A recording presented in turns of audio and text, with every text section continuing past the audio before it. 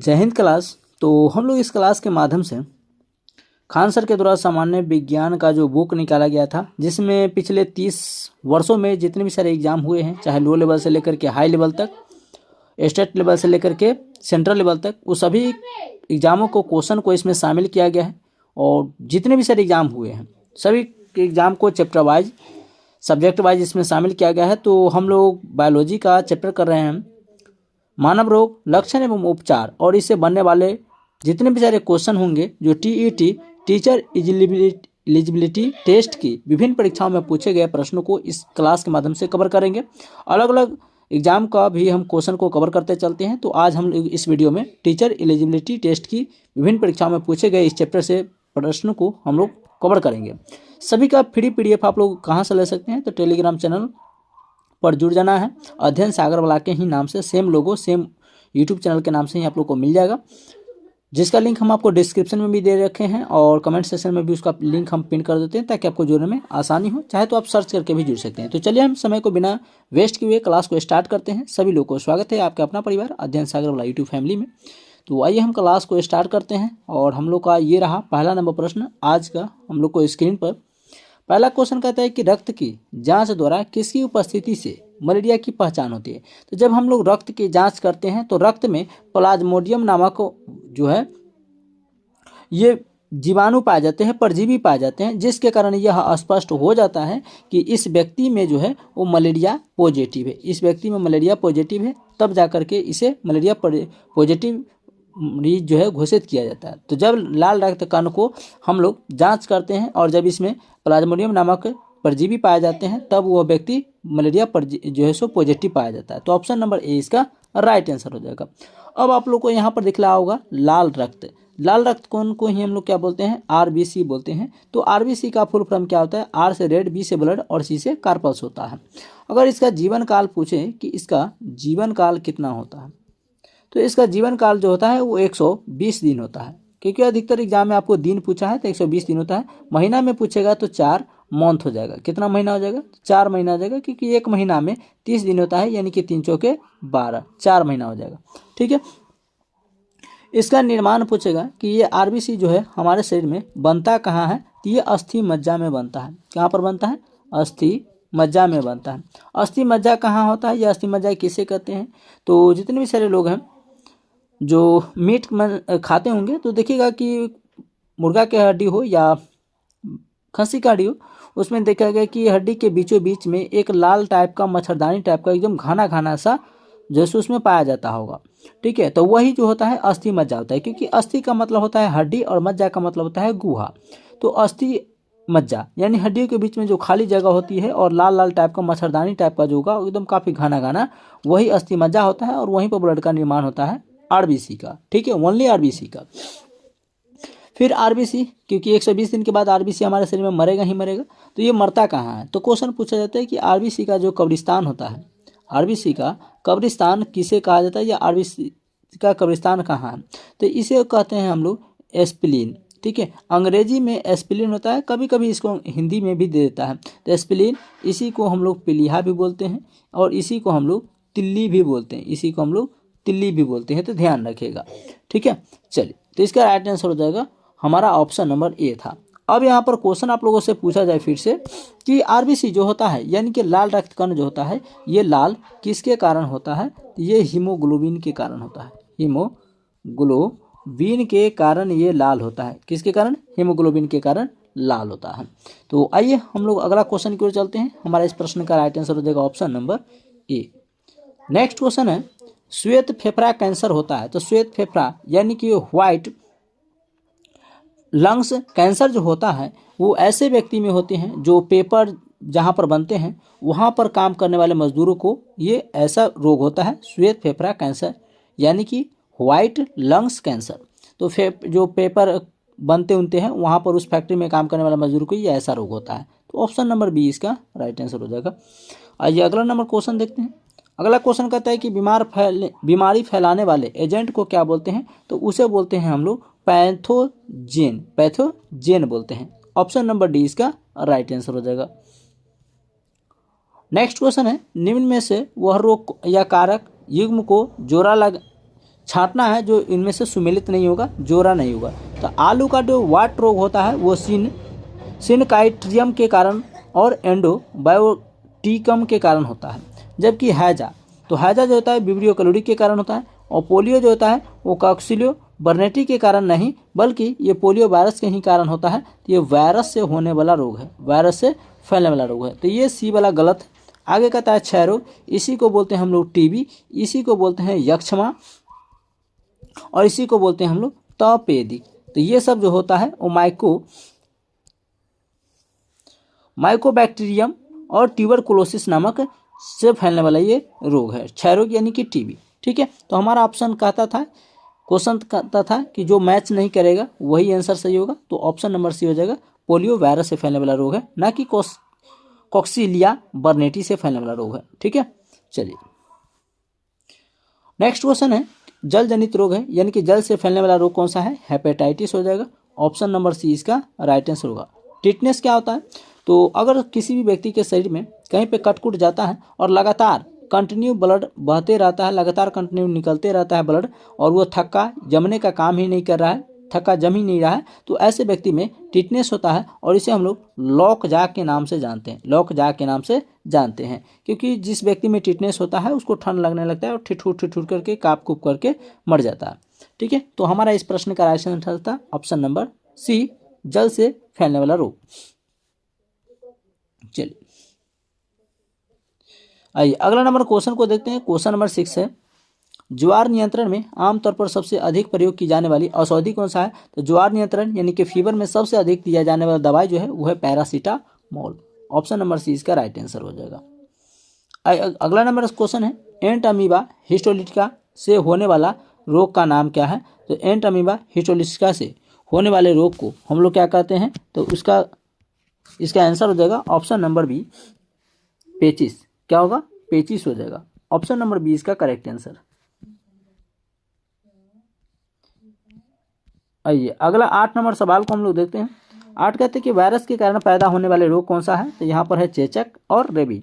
Rabies जो होता है कुत्ता को काटने से हो जाता है, जिसे हम लोग हाइड्रोफोबिया कहते हैं, हाइड्रोफोबिया कहते हैं।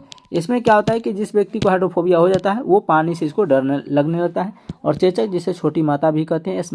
ठीक है, तो ऑप्शन नंबर ये जो है ये वायरस से, विषाणु से फैलने वाला रोग है।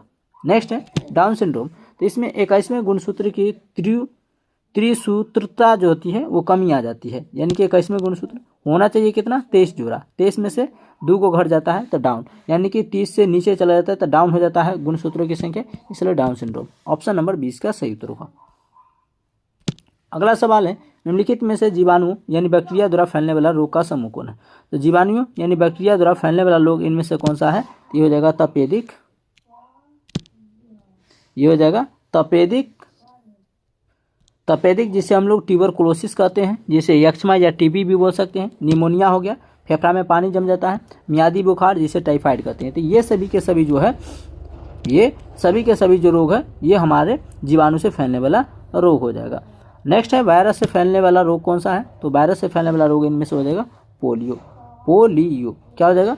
पोलियो हो जाएगा। और पोलियो का जिक्र आ गया है तो क्वेश्चन पूछा जाता है कि ओरल वैक्सीन का खोज किसने किया था? ओरल वैक्सीन का खोज किसने किया था? तो ओरल वैक्सीन का खोज किया था जॉन्स ई साल्क ने। जॉन्स ई साल्क नामक वैज्ञानिक ने किए थे। कब किए थे? 1955 में, 1955 में। चलिए नेक्स्ट क्वेश्चन है, और यहाँ से क्वेश्चन पूछा जाता है कि टाइफाइड हमें किस अंग को प्रभावित करता है? तो टाइफाइड जो है वो आंत्र को प्रभावित करता है, आंत्र को प्रभावित करता है। तो ये भी आप लोग याद रखना है। ठीक है, आंत्र को प्रभावित करता है। अगला 12 नंबर सवाल है, प्रतिजैविक डैश के उपचार में प्रभावी होता है? तो प्रतिजैविक जो होता है वो किसके उपचार में प्रभावित होता है? तो ये हैजा के। ऑप्शन नंबर डी इसका राइट आंसर। नेक्स्ट कहता है कि अगर कोई डॉक्टर किसी मरीज को कुछ दवाई लिखता है जिसमें से यह कहा जाता है कि गुड़ खाइए, यानी कि आप मीठा खाइए, आंवला खाइए और हरे पत्तेदार सब्जियां जरूर खाइए, तो ऐसा उस मरीज को कहा जा रहा है। यह इस क्वेश्चन में बताना है कि यह मरीज किस रोग से ग्रसित होगा, ताकि डॉक्टर ऐसा खाने के लिए वो सलाह देते हैं। तो वो व्यक्ति जो होगा वो कहीं ना कहीं एनीमिया से ग्रसित होगा, यानी ब्लड की कमी से ग्रसित होगा। ठीक है, तो ऑप्शन नंबर सी इसका राइट आंसर होगा, एनीमिया हो जाएगा। तो ब्लड की कमी से होने वाले रोग को क्या बोलते हैं? एनीमिया बोलते हैं। ऑप्शन नंबर सी इसका राइट आंसर।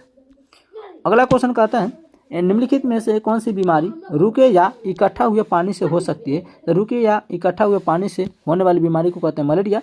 तो ध्यान रखें आप लोग आस पड़ोस में पानी को जमा ना रहने दें, ठीक है, ताकि इससे निमोनिया हो जाता है, मलेरिया हो जाता है। निमोनिया क्या होता है कि पानी भर जाता है फेफड़ा में। अगला क्वेश्चन है पोलियो का कारण क्या है? तो पोलियो एक विषाणु से फैलने वाला रोग है, अभी जस्ट बताए थे। पोलियो से काफ़ी सारे प्रश्न आते हैं। चलिए अगला क्वेश्चन कहता है यहाँ पर HIV का संक्रमित करना है। तो HIV संक्रमित करता है हमारे लिम्फोसाइट्स को। अब HIV से फैलने वाला रोग कौन सा है? तो भाई एड्स है। क्या है? एड्स है, ठीक है। क्या एड्स किसी के साथ में रहने से होगा? नहीं। किसी के संपर्क में आने से होगा? नहीं। उसके साथ हाथ मिलाने से होगा? नहीं। किसी को भोजन करने से होगा साथ में? नहीं।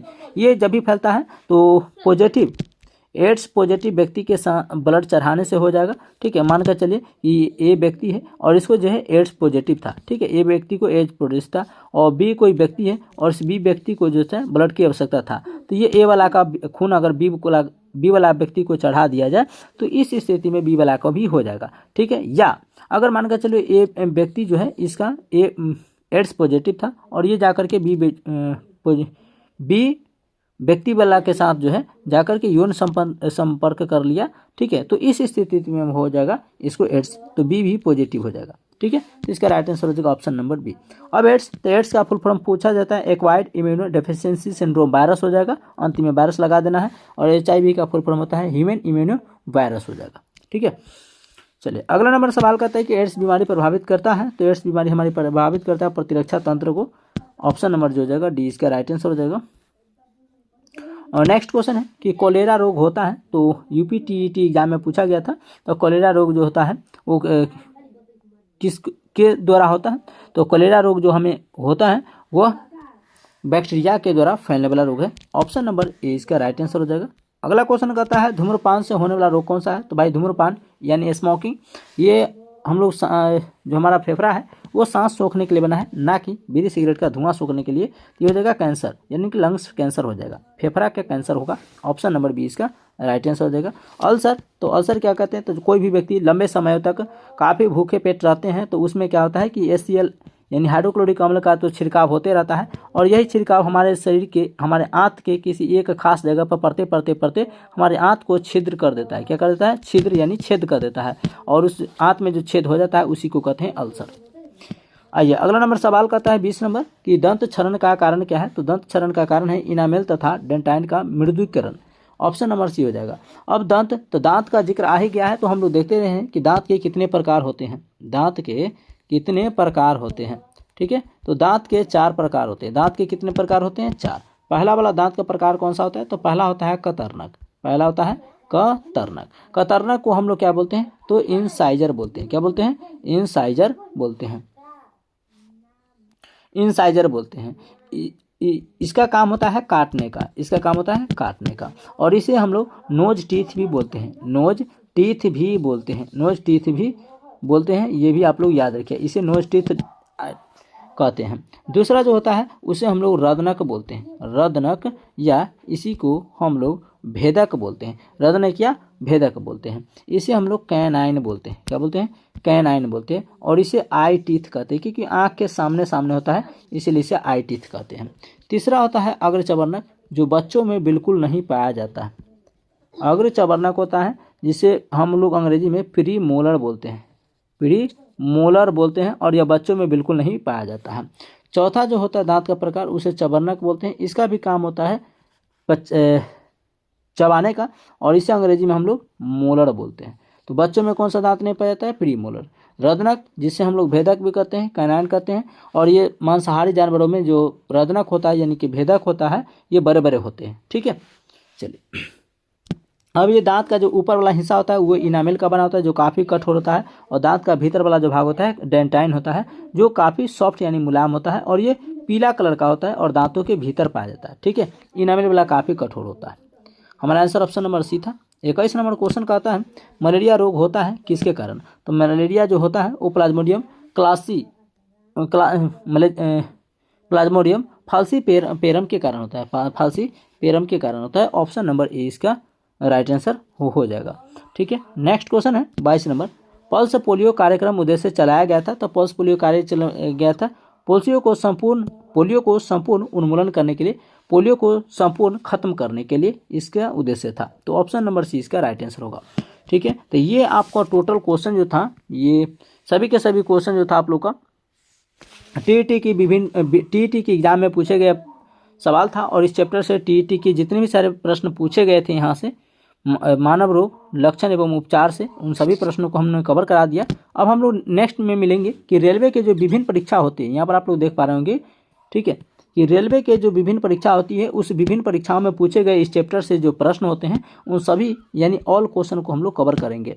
ठीक है, फिर इसके बाद हम लोग रेलवे के बाद करेंगे एसएससी के बारे में, क्योंकि एसएससी ने कितना सारा प्रश्न इस चैप्टर से उठाया उसको हम लोग कवर करेंगे। तो ये बुक काफ़ी महत्वपूर्ण है ऑल एग्जाम के लिए, क्योंकि हम आपको शुरू में बताए थे कि भारत में पिछले 30 वर्षों में जितने भी सारे एग्जाम हुए, चाहे स्टेट लेवल से लेकर चाहे लो लेवल तक, चपरासी से लेकर के यूपीएससी तक, सभी क्वेश्चन को इसमें शामिल किया गया है चैप्टर वाइज। तो काफ़ी मोस्ट इंपोर्टेंट बुक है। सभी का पीडीएफ आप लोग फ्री में टेलीग्राम चैनल के माध्यम से आप लोग ले सकते हैं। अध्ययन सागर वाला सर्च करके सेम लोगो सेम नाम के साथ आप लोग टेलीग्राम को ज्वाइन कर सकते हैं, जिसका लिंक डिस्क्रिप्शन में भी है, कमेंट सेक्शन में भी है।